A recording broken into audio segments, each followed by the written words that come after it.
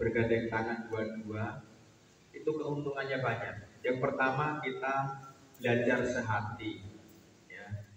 Yang kedua, kita melatih anak kita untuk berdoa, ya. Melatih pasangan kita yang tidak bisa berdoa itu bisa belajar berdoa. Gitu.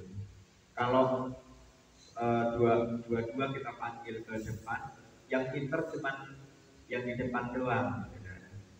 Nah, ini penting sekali supaya kita tahu.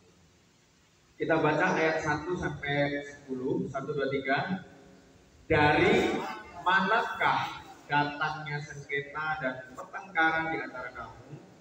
Bukankah datangnya dari hawa nafsumu yang saling berjuang di dalam tubuhmu? Kamu mengingini sesuatu tetapi kamu tidak memperolehnya, lalu kamu membunuh, kamu iri hati tetapi kamu tidak mencapai tujuanmu, lalu kamu bertengkar, kamu berkelahi, kamu tidak memperoleh apa-apa karena kamu tidak berdoa, atau kamu berdoa juga tetapi kamu tidak menerima apa-apa karena kamu salah berdoa. Sebab yang kamu minta itu hendak kamu habiskan untuk memuaskan hawa nafsumu. Hai kamu orang-orang yang tidak setia, tidakkah kamu tahu bahwa persahabatan dengan dunia adalah permusuhan dengan Allah? Jadi barang siapa hendak menjadi sahabat dunia ini, dia menjadikan dirinya musuh Allah. Janganlah kamu menyangka bahwa kitab suci tanpa alasan berkata, roh yang ditempatkan Allah di dalam diri kita diingininya dengan cemburu. Tapi kasih karunia yang dianugerahkannya kepada kita lebih besar daripada itu. Karena itu ia berkata, Allah menentang orang-orang congkak, tetapi mengasihi orang-orang. Oke, sampai situ dulu. Ya, 7 sampai 10. Nanti ini kita ngomong musuh Allah. Siapa musuh Allah? Siapa yang musuh Allah? Iblis. Iya. Betul, iblis. Tapi saya mau ngomong orang yang bersahabat dengan Allah adalah, kita baca ayat berapa tadi ya? Ayat 4 ya. Ayo kita baca ayat 4 ya tahu. Hai kamu orang-orang yang tidak setia, tidakkah kamu tahu bahwa persahabatan dengan dunia adalah bermusuhan dengan Allah? Jadi barang siapa hendak menjadi sahabat dunia ini, dia menjadikan dirinya musuh Allah. Siapa musuh Allah? Iblis, katanya gitu kan. Siapa musuh Allah? Iblis. Terus ya, musuh Allah itu siapa? Yang kita baca tadi, yang bersahabat dengan dunia. Ya. Kalau kita ngomong bersahabat dengan dunia, ciri-ciri bersahabat dengan dunia itu seperti apa? Orang yang bersahabat dengan dunia itu seperti apa? Ya.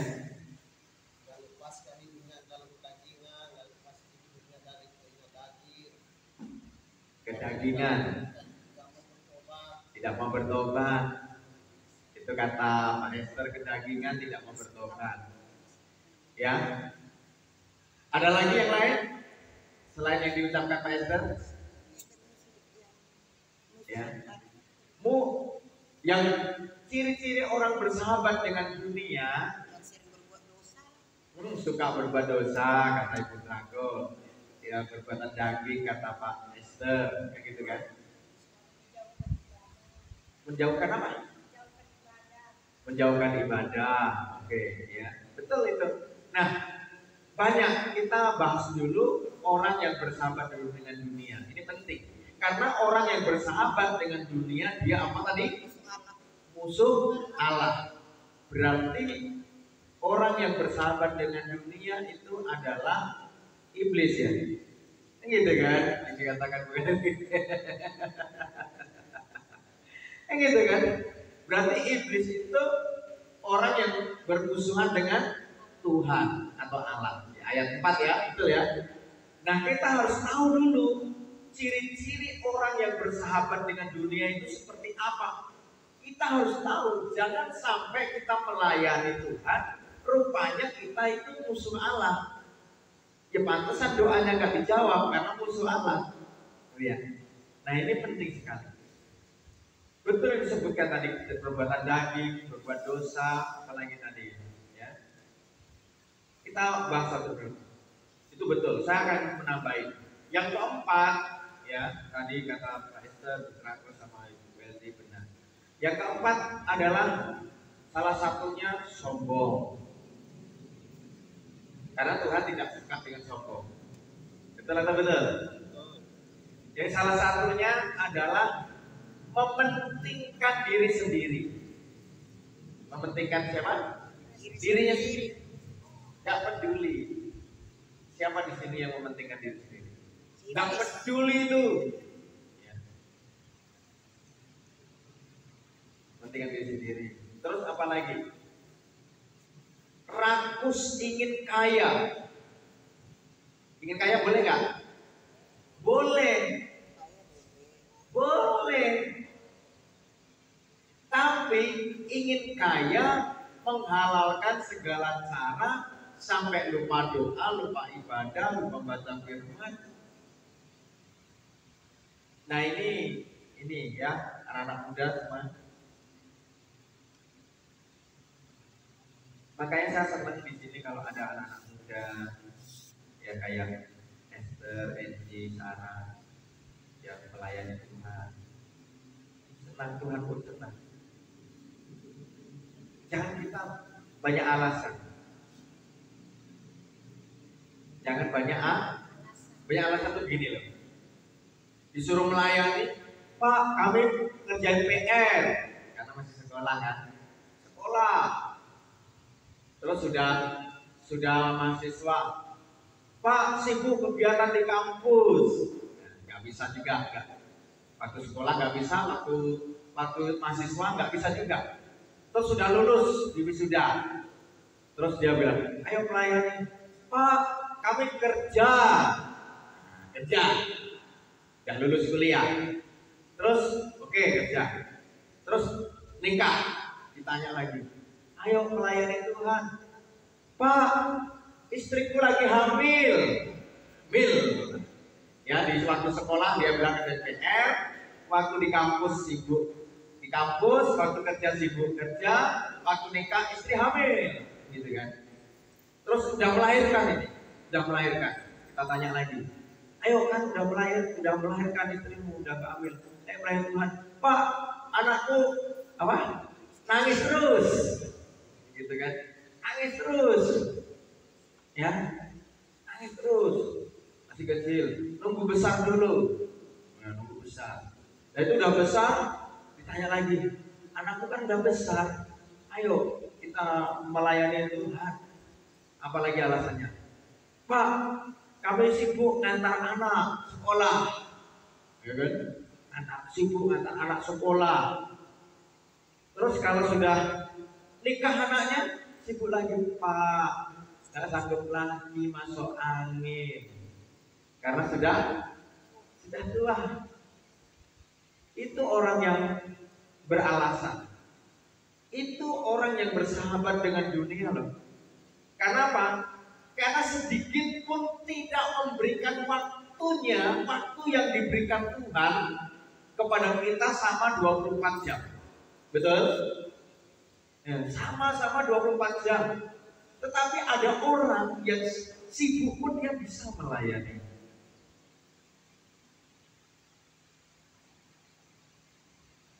Di sini nggak ada.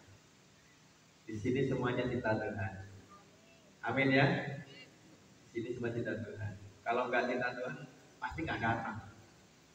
Kan begitu. Nah, apalagi persahabatan dengan dunia.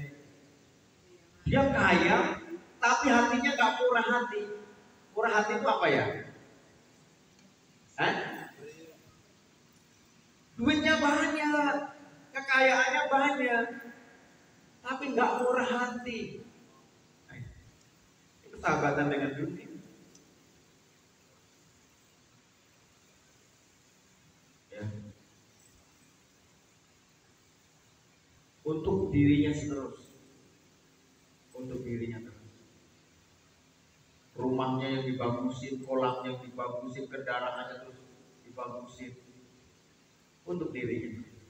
Gak murah hati untuk yang urusan surga, gak murah hati. Congkak, sombong, iri hati, kedagingan, dosa tadi disebutkan tadi. Persahabatan dengan dunia. Selain itu apa lagi? Apa? Yang di 2 Timotius 3 itu. Apa itu? 2 Timotius 3. Manusia akan mencintai diri sendiri dan menjadi hamba uang. Hamba uang, oh ya. Mencintai dirinya sendiri, hamba uang, ya, egois, ya, menyombongkan diri, keangkuhan, ya. Juga di Galatia, yang kedagingan itu Galatia berapa itu? 5 ya, 21 ya. Mari kita sama-sama kita menyadari jangan sampai kita bersahabat dengan dunia, karena Tuhan ngomong keras. Musuh apa? Musuh Allah.